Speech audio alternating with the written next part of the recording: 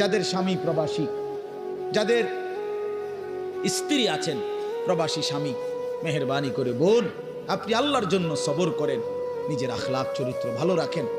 বেচারা 16 বছর 12 বছর 14 বছর নিজের ঘাম ঝরাইয়া রক্ত পানি করে টাকা উপার্জন করে আপনাদের জন্য পাঠায়। স্ত্রী ছেলে মেয়ের জন্য বাড়িতে কয়টা টাকা পাঠায়। বিশ্বাস করেন এই বছরও আমি তো প্রতি বছর হজ ওমরায় গেলে এই মক্কায় মদিনায় প্রবাসীদের রুমে রুমে যাই।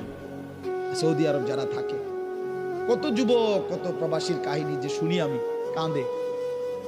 এইবারও বলছে এক ছেলে, হুজুর আমি 8 বছরে কোনোদিন এই সৌদি আরব একটা ডাক্তার দেখাইনি,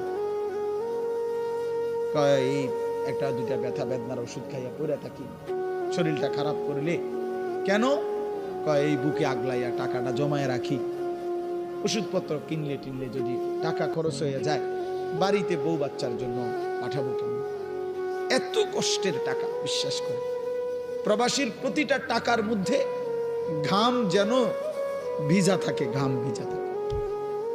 এই কষ্টের টাকা দিয়া ছেলেটা যদি তোমার বাবা পাঠাইবার পর, আমার প্রিয় ভাই তুমি যদি সারাদিন মোবাইল টিপো, উলঙ্গ ছবি দেখো, নাচ গান দেখো, নর্তকী দেখো, জিনা ব্যভিচারের দৃশ্য দেখো, এটা ইনসাফ হয় না।